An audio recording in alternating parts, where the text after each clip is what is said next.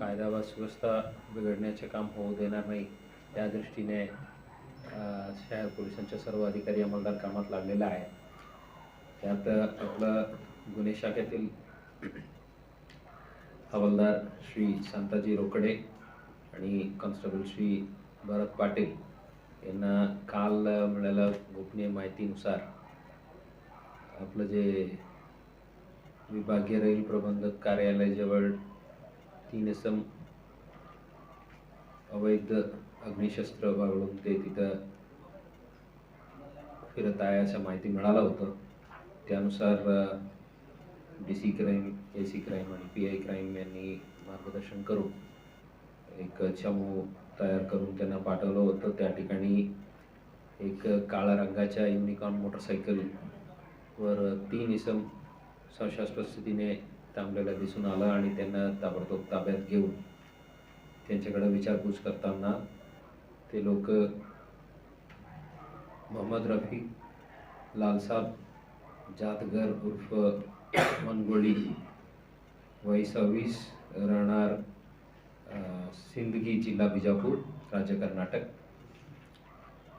दूसरा राजा नूरजान साहब सौदागर वय 26 हे पण राहणार तालुका सिंदगी जिल्हा बिजापूर कर्नाटक राज्य, आणि तिसरी व्यक्ती प्रदीप सूर्यकांत काळगोर वय 35 राहणार लोणी काळगाव पुणे जिल्हा, अशा 3 मिळून आला। त्यांच्या पंचासमक्ष अंगझडती करून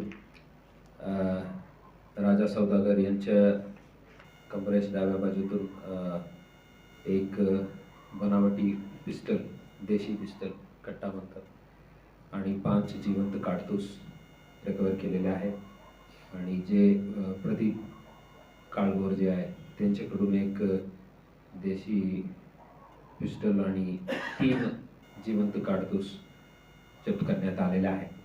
अशा कालच्या ह्या गोपनीय माहितीवर काम करून 2 पिस्टल आणि 8 जिवंत काडतूस या चमूने जप्त केलेला आहे। त्यानुसार सदर बाजार पोलीस स्टेशनमध्ये भारतीय हत्यार कायदा कलम 325 आणि महाराष्ट्र पोलीस अधिनियम 135 अन्वये गुन्हे दाखल करण्यात आलेले आहेत। आणि त्यांच्याकडून एकूण हे 2 पिस्टल, 8 काडतूस आणि युनिकॉर्न मोटरसायकल अशा एकूण 2,16,000चा मुद्देमाल जप्त करण्यात आलेला आहे।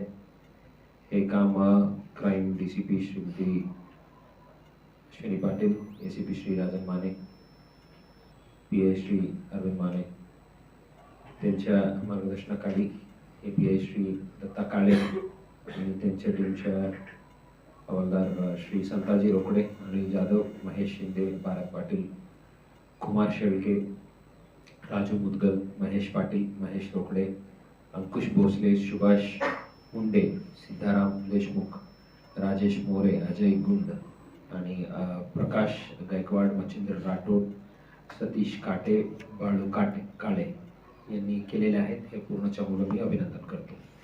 हे जे